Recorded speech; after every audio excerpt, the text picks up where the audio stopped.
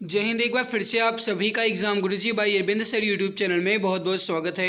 Video में complete करने वाले हैं UP police constable radio operator के लिए साइंस की मोस्ट इंपॉर्टेंट क्वेश्चंस को। गाइस, आप जानते हैं कि इसके पहले हमारी कई सारी क्लासेस हो चुकी हैं। अगर आपने नहीं देखा तो चैनल की प्लेलिस्ट में जाइए, वहां से आपको सभी क्लास की लिंक मिल जाएगी। वहां से आप सभी क्लास को क्रम के अनुसार देख सकते हैं। आइए आज के इस बेहतरीन लाजवाब क्लास की शुरुआत करते हैं, लेकिन उससे पहले निवेदन है कि अगर आप चैनल पे पहली बार विजिट किए हैं तो नीचे लाल कलर के सब्सक्राइब बटन को दबा करके सब्सक्राइब कर लीजिएगा, ताकि फ्यूचर में आने वाली हर एक नई वीडियो की नोटिफिकेशन समय से आपको मिला करे। बस इसी बात का मुझे सब्र है कि ऊपर वाले को सब खबर है। बस मेरे प्यारे भाई, मेहनत आपको करना है, और मेहनत जो है ये आपकी भगवान देख रहा है, वो आपका सिलेक्शन ज़रूर करवाएगा। बस आपके अंदर हौसला होना चाहिए और लगातार मेहनत करते रहना है। आइए आज के इस बेहतरीन क्लास की शुरुआत करते हैं। इसमें जितने भी क्वेश्चन हैं आपके ये प्रीवियस ईयर क्वेश्चन है मेरे भाई, चाहे वो एसएससी के एग्ज़ाम में पूछे गए हों या एसएससी के या फिर किसी अन्य एग्ज़ाम में पूछे गए हों, लेकिन जितने भी क्वेश्चन हैं ये आपके प्रीवियस ईयर क्वेश्चन है, और क्वेश्चन की लैंग्वेज जो है ये बहुत अच्छी खासी है। फर्स्ट क्वेश्चन है आपके सामने कि मानव दृश्य प्रणाली द्वारा अनुभव किए जाने वाले प्रकाश को मापने के विज्ञान, प्रकाश मिति या फोटोमेट्री का मूल एसआई मात्रक क्या है। बहुत गजब का क्वेश्चन है, घुमाया फिराया गया है। एसएससी जीडी 2021 में पूछा भी गया है। मानव दृश्य प्रणाली द्वारा अनुभव किए जाने वाले प्रकाश को मापने के विज्ञान या प्रकाश मिति फोटोमेट्री का मूल एसआई मात्रक जो है यह है कैंडेला, जिसे आप सीडी से प्रदर्शित करते हैं। राइट आंसर हो जाएगा कैंडेला, ऑप्शन नंबर डी। थोड़ा सा एक्सप्लेन यहाँ पे देख लीजिए। लंबाई का जो एसआई मात्रक होता है मेरे भाई, वो होता है आपका मीटर, द्रव्यमान का वो होता है किलोग्राम, समय का सेकेंड, ताप का केल्विन, विद्युत धारा का एम्पियर, और ज्योति तीव्रता या प्रकाश मिति का एसआई मात्रक कैंडेला होता है, जिसे आप सीडी से प्रदर्शित करते हैं। अगला सवाल है आपके सामने, इसको समझिएगा। जीडी 2021 में ये भी पूछा गया है कि भूकंप को पहचानने और उन्हें रिकॉर्ड करने के लिए निम्नलिखित में से किस उपकरण का उपयोग किया जाता है। भूकंपों को पहचानने और उन्हें रिकॉर्ड करने के लिए निम्नलिखित में से किस उपकरण का उपयोग किया जाता है। राइट आंसर हो जाएगा बी, ऑप्शन सिस्मोग्राफ का उपयोग करते हैं। Option number B correct answer आपका हो जाएगा सिस्मोग्राफ। अगला सवाल है आपके सामने, लेकिन उससे पहले एक्सप्लेन देख लीजिए। जैसे एमीटर का उपयोग जो है हम विद्युत धारा का मापन करने के लिए प्रयोग करते हैं, और जो बैरोग्राफ है इसका उपयोग हम वायुमंडलीय दाब का निरंतर मापन करने वाले का यंत्र जो है इसे हम कहते हैं वायुमंडलीय दाब का निरंतर मापन, इसे बैरोग्राफ कहते हैं। ठीक है, और वायुमंडलीय दाब को मापने वाले यंत्र को बैरोमीटर कहते हैं। ओके भाई। क्रोनोमीटर के द्वारा हम समय के पूर्व परिशुद्धता के साथ मापन करने वाली घड़ी या फिर समुद्री नाविकों द्वारा इसका प्रयोग किया जाता है क्रोनोमीटर का। एनीमोमीटर जो है यह हवा के वेग को मापता है, जिसे आप पवन वेग मापी यंत्र भी कहते हैं। आइडियोमीटर से ध्वनि तीव्रता मापी जाती है, और हाइग्रोमीटर से वायुमंडल की सापेक्ष आर्द्रता जो है ये मापी जाती है। स्फिगोमैनोमीटर से रक्तचाप को मापते हैं, या फिर जिसे आप बीपी या ब्लड प्रेशर कहते हैं। अगला सवाल है उपसर्ग डैश 10 के पावर 18 के अपवर्तक के बराबर होता है। 10 के पावर 18 जो है किसके बराबर होता है। रेड आंसर हो जाएगा आपका बी, ऑप्शन एक्सा के बराबर होगा। Option number B correct answer हो जाएगा। कुछ यहाँ पे प्रीफिक्स और कुछ यहाँ पे मल्टीपल दिए गए हैं, सिंबल भी उसका दिया गया है, तो आप वीडियो को पॉज करके देख लीजिए। जैसे 10 टू द पावर 24 है अगर, तो उसे आप योटा कहेंगे। 10 टू द पावर 21 है तो आप उसे जेटा कहेंगे। 10 टू द पावर 18 है तो उसे एक्सा, 15 है तो पेटा, और 12 है तो टेरा, डेका, पीको, फेमटो। 10 के पावर -15 है तो वो हो जाएगा फेमटो, लेकिन +15 है तो वो हो जाएगा पेटा। -12 है तो वो हो जाएगा आपका पीको, और +12 तो वो हो जाएगा टेरा। तो इसको आप ध्यान रखिएगा, फेमटो, पीको, फिर डेका, टेरा, पेटा, एक्सा, जेटा, योट्टा, 3 प्लस होते हुए आपका चला जाएगा। अगला सवाल है आपके सामने कि किसी वस्तु के त्वरण को तब डैश कहा जाता है जब एक वस्तु एक सीधी रेखा में गति करे और समय के नियमित अंतराल में उसका वेग बढ़ता या फिर घटता रहे। एक सीधी रेखा में गति करे। जब एक सीधी रेखा में गति करेगी तब उसे आप क्या कहेंगे, एक समान त्वरण। राइट हो जाएगा आपका सी ऑप्शन, एक समान।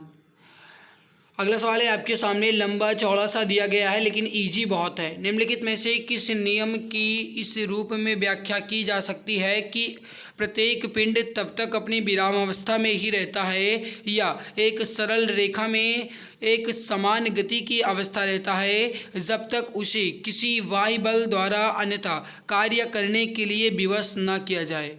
कहने का मतलब है कुल मिलाकर के सवाल ये पूछा गया है कि अगर कोई भी पिंड अपनी विरामावस्था में है तो वह विरामावस्था ही में रहेगा, या फिर वो अपनी गति की अवस्था में है तो वह गति की अवस्था में ही रहेगा जब तक कि उस पर कोई बाह्य बल ना लगाया जाए या फिर उसे कोई दूसरा कार्य करने के लिए विवश न किया जाए।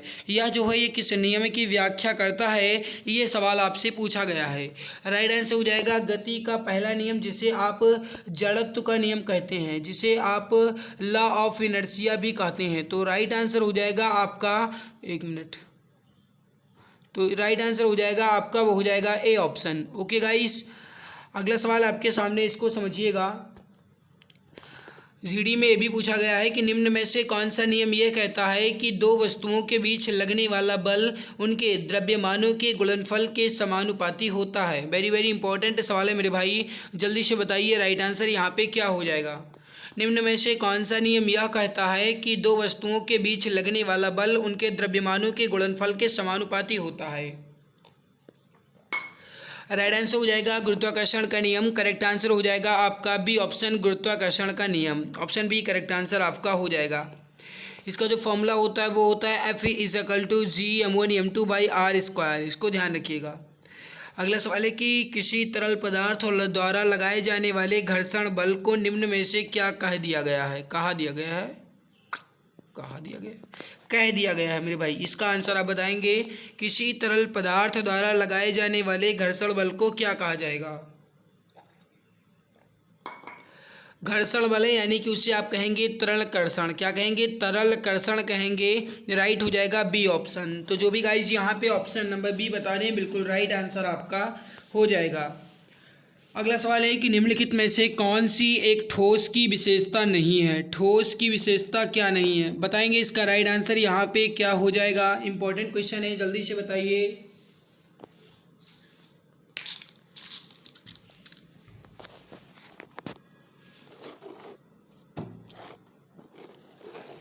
बताइए मेरे भाई जल्दी से, सही आंसर क्या हो जाएगा। ठोस की विशेषता नहीं है, ये सवाल आपसे पूछा गया है। देखिए, ठोस के आकार को बदलना मुश्किल है, इसलिए वह कठोर होते हैं। बिल्कुल एग्जैक्ट है, राइट है।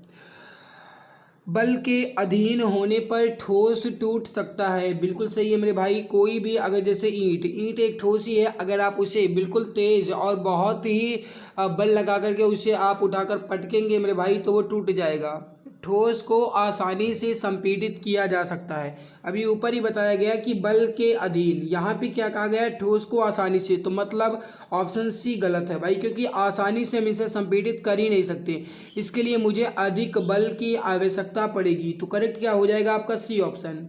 ठोस का एक निश्चित आयतन होता है, ये बिल्कुल राइट है। तो ऑप्शन नंबर सी जो है ये ठोस की विशेषता नहीं है, उसके संबंध में गलत दिया गया है। अगला सवाल है आपके सामने कि किसी द्रव का उसके क्वथनांक के कम किसी भी तापमान पर गैस में परिवर्तन इस नाम से जाना जाता है। कहने का मतलब क्या है, फिर से समझिए। किसी द्रव का उसके क्वथनांक के कम किसी भी तापमान पर गैस में परिवर्तन, उसे हम किस नाम से जानते हैं। राइट आंसर हो जाएगा आपका डी ऑप्शन, वाष्पीकरण के नाम से। Option number D correct answer हो जाएगा, वाष्पीकरण। अगला सवाल है आपके सामने, उससे पहले बता दें 5000 से अधिक जीके की क्वेश्चंस की ई बुक लॉन्च की गई है 60% डिस्काउंट के साथ, मात्र 39 रुपये में आपको मिल जाएगी। मेरे प्यारे भाई, आप यहाँ पर बता दें कि इस ई बुक को पढ़ लेते हैं, अगर 39 रुपये की आपको मिल रही है तो आपका जी के विषय का तो डर खत्म होगा ही, साथ में आपका एक कॉन्फिडेंस लेवल भी बढ़ जाएगा और साथ में एग्ज़ाम्स में सिलेक्शन के चांस भी आपके बढ़ जाएंगे। इस ई बुक में आपको history, geography, economic, constitution, science, physics, chemistry, biology और स्टैटिक जीके का मिलेगा, साथ में एक्स्ट्रा पॉइंट्स भी मिलेगा। ई बुक इमेज एंड कलरफुल है। थोड़ा सा ई बुक का रिव्यू दिखा देता हूँ। ये है आपकी ई बुक 60% डिस्काउंट के साथ मात्र 39 रुपये में मिल जाएगी। एक चॉकलेट का दाम होता है आपका 39 रुपये। बेहतरीन और लाजवाब कंटेंट के साथ है मेरे भाई। समुद्र हो या किताब, अगर आपको इनकी गहराई जानना है तो इनमें डूबना पड़ेगा। ये कोई खास बात नहीं है, ये बिल्कुल जाहिर सी बात है और बिल्कुल राइट है। इमेज एंड कलरफुल है बेहतरीन तरीके से। आप कितना भी जूम कर लें गाइस, आपको बिल्कुल क्लियर ही दिखेगा। मैं आपको जूम करके भी दिखा देता हूँ, जैसे यहाँ पे कहते को मैं जूम कर रहा हूँ, आप देख लीजिए। कितना भी आप जूम कर लेंगे बिल्कुल क्लियर, बिल्कुल स्पष्ट दिखेगा और बेहतरीन, पूरे गाइस बेहतरीन तरीके से लिखी गई है और कलर भी है और इमेज भी है, ताकि पढ़ने में मज़ा आए, बोरिंग बिल्कुल भी महसूस ना हो। तो आप चाहें तो 60% डिस्काउंट के साथ परचेज कर सकते हैं। 8948667652 8948667652 8948667652 पर आप व्हाट्सएप करके इसे परचेज कर सकते हैं। तो एक बार नंबर को आप नोट कर लीजिएगा और यहाँ पे मैसेज कर दीजिएगा। अगला सवाल है आपके सामने कि सूरज की रोशनी के स्पेक्ट्रम को प्राप्त करने के लिए ग्लास प्रिज्म का उपयोग करने वाले पहले व्यक्ति कौन थे?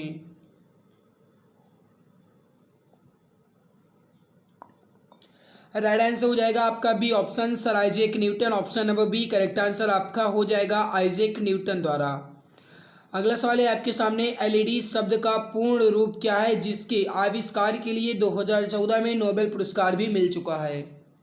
देखिए, एलईडी का जो पूरा नाम होता है ये होता है लाइट इमेटिंग डायोड। क्या होता है? Light emitting diode. Option number C आपका एग्जैक्ट राइट आंसर हो जाएगा, light emitting diode. Option C correct answer आपका हो जाएगा। मेरे प्यारे भाई, इसके जो आविष्कार हैं वो हैं इसामो आकासाकी, हिरोशी अमानो और सूजी नकामुरो। ये 3 लोग हैं, इन्होंने नीले एलईडी के आविष्कार किए और इनके लिए इन्हें 2014 में भौतिकी के नोबेल पुरस्कार से भी सम्मानित किया जा चुका है। तो इसको आप ध्यान रखेंगे। फैराडे की इकाई क्या है? इसका आंसर आप बताएंगे, फैराडे की इकाई क्या है?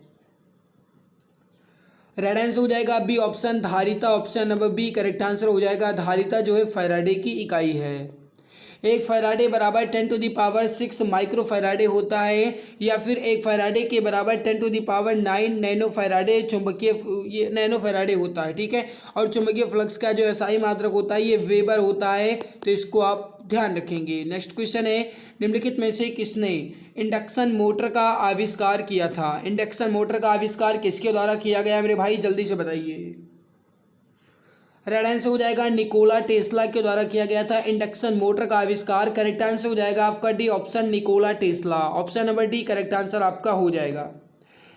अगला सवाल है आपके सामने, एफएम रेडियो का पेटेंट किसने कराया था? एफएम रेडियो का जो पेटेंट है ये किसने कराया था? जल्दी से बताएंगे इसका राइट आंसर क्या हो जाएगा। और मेरे भाई, अगर आपको हमारी मेहनत अच्छी लग रही है तो क्लास को लाइक जरूर कर दिया करो, क्योंकि मेहनत जी जान शिद्दत जो कुछ भी हम आपके लिए लगा रहे हैं तो इतनी जिम्मेदारी आपकी बनती है कि आप क्लास को लाइक कर दें।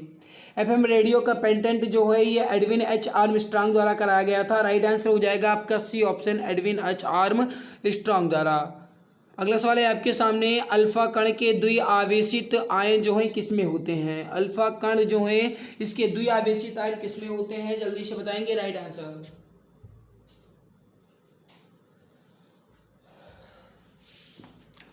रेड आंसर हो जाएगा आपका सी ऑप्शन, हीलियम में। Option number C correct answer हो जाएगा, helium. Option C perfect answer आपका हो जाएगा। अगला सवाल है आपके सामने, नाभिकीय संलयन के संबंध में निम्नलिखित में से कौन सा कथन सही नहीं है? मेरे भाई, आपको बताना है कि इसके संबंध में कौन सा कथन सही नहीं है। तो इसके लिए आप लगभग कम से कम 10 से 11 सेकंड का समय लीजिए और जल्दी से बताइए।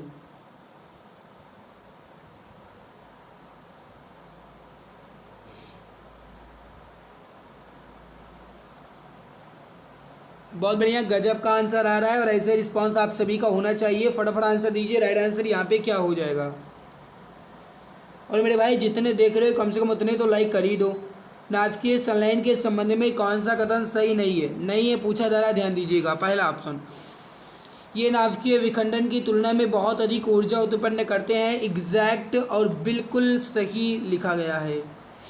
इस प्रक्रिया का उपयोग परमाणु बम बनाने में किया जाता है। एग्जैक्ट और बिल्कुल गलत लिखा गया है, क्योंकि भाई आप जानते हैं कि परमाणु बम का जो सिद्धांत है ये नाभिकीय संलयन नहीं, नाभिकीय विखंडन पर है मेरे भाई। तो ये नाभिकीय विखंडन पर है, ना कि संलयन पर। तो ये गलत है आपका बी ऑप्शन। ओके, अगला देखते हैं। इस प्रक्रिया द्वारा उत्पादित बिजली नाभिकीय विखंडन से प्राप्त बिजली की तुलना में वाणिज्यिक तौर पर कम या फिर अर्धक्षम्य होती है। बिल्कुल राइट है। ये तारों की ऊर्जा का स्रोत होता है, ये भी सही है। मतलब परमाणु बम का जो सिद्धांत है ये नाभिकीय विखंडन पर है, संलयन पर नहीं है। हाइड्रोजन बम का जो है ये आपका नाभिकीय संलयन पर है, तो इसको आप ध्यान रखेंगे।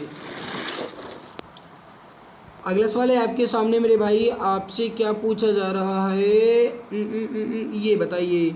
और जीडी 2019 में पूछा गया है एसएससी एग्जाम्स में, चुंबकीय क्षेत्र रेखाएं खींचने के लिए किस उपकरण का उपयोग या प्रयोग किया जाता है?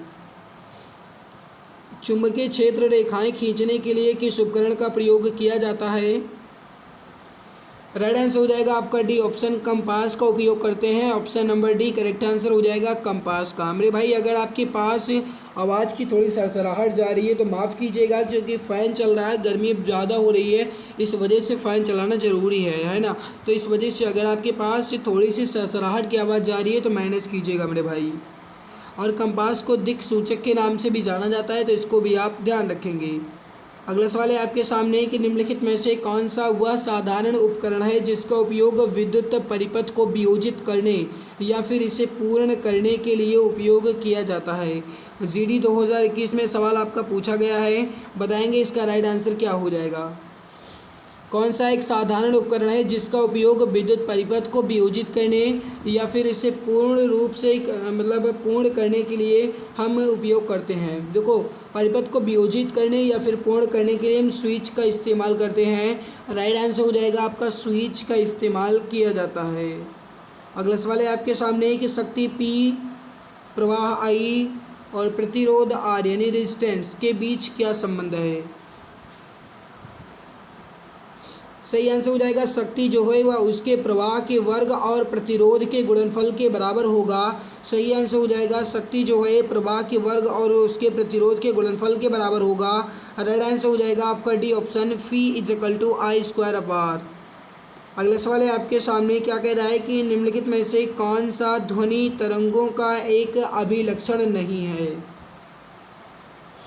ध्वनि तरंगों का एक अभिलक्षण इसमें कौन सा नहीं है?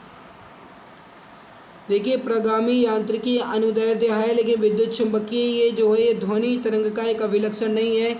राइट हो जाएगा आपका सी ऑप्शन। अगला सवाल है कि निम्नलिखित में से कौन ध्वनि तरंग की एक विशेषता नहीं है? आपको बताना है कि ध्वनि तरंग की एक विशेषता नहीं है इसमें, और वो कौन सी है। देखो, आवृत्ति तो है ही मेरे भाई, फ्रीक्वेंसी, और इसका जो लैम्पटीट्यूड है वो भी है, इसकी जो स्पीड है वो भी है, लेकिन संपीड़न जो है ये ध्वनि तरंग की विशेषता नहीं है। ऑप्शन नंबर सी आपका बिल्कुल राइट आंसर हो जाएगा। मेरे भाई आगे बढ़ने से पहले मैं आप सभी से एक छोटा सा निवेदन करता हूं कि अगर आपको हमारी मेहनत अच्छी लग रही है तो प्लीज़ क्लास को लाइक ज़रूर कर दो, क्योंकि आपके लिए मेहनत कर रहे हैं और आप सभी के लिए ही अपना कीमती समय खर्च करते हैं। तो इतनी जिम्मेदारी बनती है कि आप क्लास को लाइक कर दो, और जो चैनल पर पहली बार आए हमें सब्सक्राइब कर लें। तो अगर आपने अभी तक सब्सक्राइब नहीं किया है तो सब्सक्राइब जरूर कर लीजिएगा, ताकि आने वाली हर एक नई वीडियो की नोटिफिकेशन समय से आपको मिला करे। अगला सवाल है आपके सामने कि औद्योगिक संस्थापनाओं में भार उठाने के लिए हाइड्रोलिक जैक का उपयोग किया जाता है, और जो हाइड्रोलिक जैक है यह भौतिकी के किस नियम पर आधारित है? बताएंगे, हाइड्रोलिक जैक का उपयोग हम करते हैं और यह भौतिकी के किस नियम पर आधारित है? रेड आंसर हो जाएगा पास्कल के नियम पर आधारित है। Option number C correct answer हो जाएगा, दाब का नियम या पास्कल के नियम। Option number C correct answer हो जाएगा। अगला सवाल है आपके सामने, गति का कौन सा नियम ये कहता है कि जब एक पदार्थ दूसरे पदार्थ पर जोर लगाता है तो दूसरा पदार्थ तुरंत पहले पर वापस बल लगाता है। एग्जैक्ट जैसे आपने पढ़ा होगा गाइस कि आप क्या बताएं जैसे कि आप पृथ्वी पर चलते हो तो वो आपका इसी का उदाहरण है। या फिर एक तरीके से कहा जाए कि जैसे आप पेड़ में अमरूद लगे हैं और अमरूद के पेड़ की टहनियों को आप हिलाते हो तो अमरूद के पेड़ जो हैं गिर जाते हैं। ये किस पर है? अमरूद के पेड़ जो हैं गिर जाते हैं, किस पर है बताओ?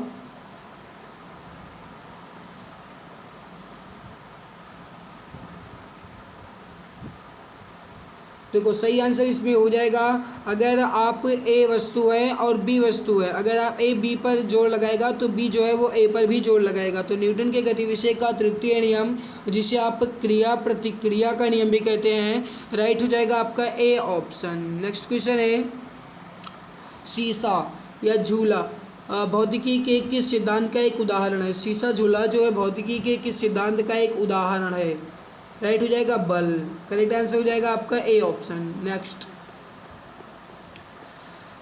अगला सवाल है कि प्रति इकाई समय में किसी वस्तु के वेग में परिवर्तन की दर जो है क्या कहलाती है? प्रति इकाई समय में किसी वस्तु के वेग में परिवर्तन की दर क्या कहलाती है?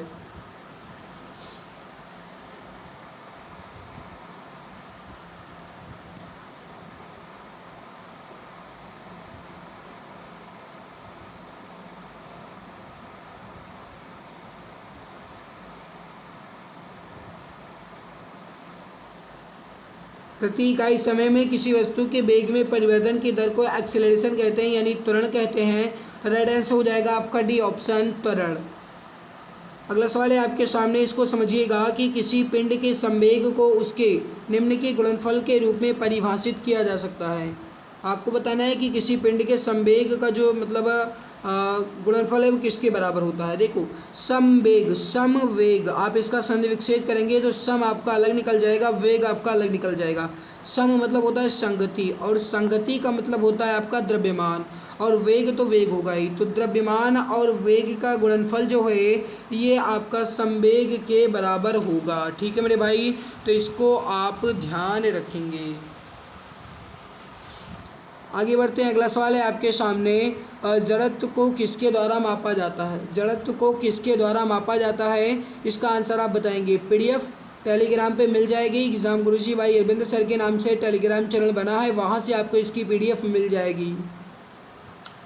राइट आंसर हो जाएगा द्रव्यमान, option number A correct answer हो जाएगा। जो जड़त्व है उसे हम द्रव्यमान से मापते हैं, ऑप्शन ए करेक्ट आंसर आपका हो जाएगा। जेट इंजन किस सिद्धांत पर कार्य करता है? जेट इंजन जो है किस सिद्धांत पर कार्य करता है? रेड आंसर हो जाएगा रैखिक संवेग के संरक्षण के सिद्धांत पर, option number B correct answer हो जाएगा। हाल ही में जो चंद्रयान 3 लॉन्च किया गया ये भी रैखिक संवेग संरक्षण के सिद्धांत पर ही लॉन्च किया गया है, तो इसको आप ध्यान रखेंगे। राइट आंसर हो जाएगा आपका बी ऑप्शन, रैखिक संवेग के संरक्षण। आगे बढ़ते हैं, अगला सवाल है कि किसी वस्तु के त्वरण को जब डैश कहा जाता है, जब वह वस्तु एक सीधी रेखा में गति करती है और समय में नियमित अंतराल में उसका वेग बढ़ता है घटता है। पर एक्चुअली ये क्वेश्चन आपका दूसरा तीसरा था तो एक समान, ऑप्शन सी करेक्ट हो जाएगा। पहले भी मैं आपको इसका आंसर बता चुका हूँ।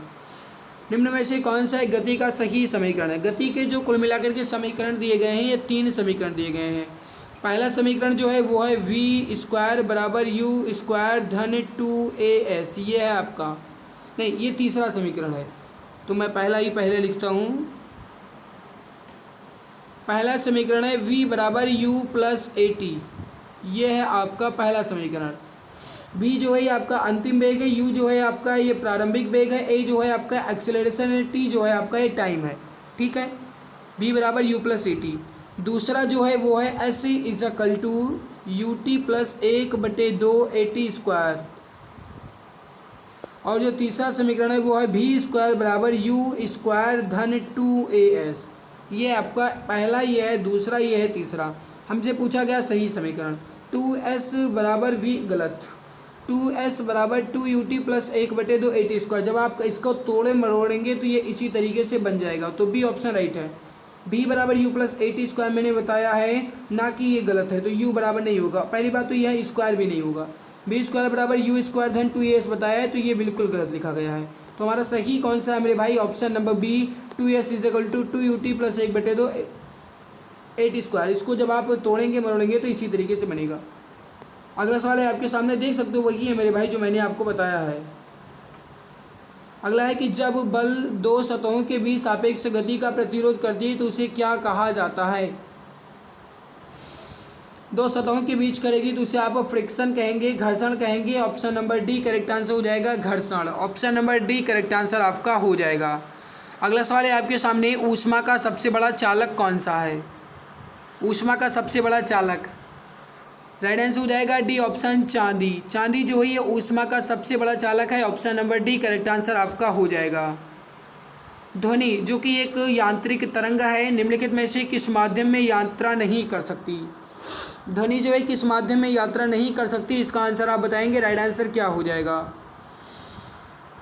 देखो ध्वनि जो है ये निर्वात में यात्रा कदापि नहीं कर पाएगी। ऑप्शन नंबर डी करेक्ट हो जाएगा, निर्वात में, क्योंकि ध्वनि को संचरण करने के लिए किसी न किसी माध्यम की आवश्यकता होती है। इस वजह से ध्वनि जो है निर्वात में यात्रा नहीं कर सकती और इस्पात में सबसे ज़्यादा तेज़ करेगी, या फिर एक तरीके से कहा जाए तो ठोस में ध्वनि की जो यात्रा है ये सबसे तेज़ होगी और निर्वात में तो ध्वनि यात्रा कर ही नहीं पाएगी। जबकि प्रकाश जो है ये आपका ठोस में नहीं कर पाएगा और निर्वात में करता है, तो ये एक दूसरे के बिल्कुल विपरीत होते हैं। अगला सवाल है, टीवी के रिमोट कंट्रोल में निम्नलिखित में से कौन सी तरंग का प्रयोग किया जाता है।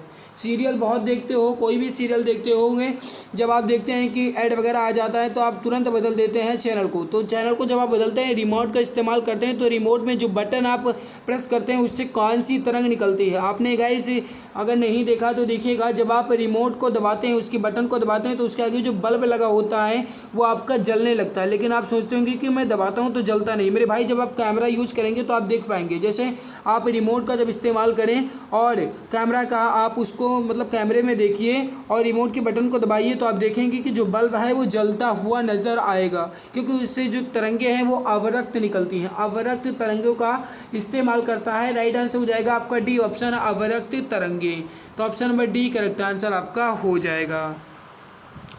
तो मेरे भाई यहाँ पे आपके जीके के और जो क्वेश्चंस हैं वो नहीं, लेकिन साइंस के क्वेश्चन कंप्लीट हो गए हैं। पर इसलिए ये हमारी मेहनत आपको अच्छी लगी होगी। अगर अच्छी लगी है तो लाइक ज़रूर कीजिएगा। चैनल पे पहली बार आए हो तो सब्सक्राइब कर लेना, ताकि आने वाली हर एक नई क्लास की नोटिफिकेशन समय से मिला करें। अगर दुख में अकेले होना तो सुख में भी किसी को आने मत देना।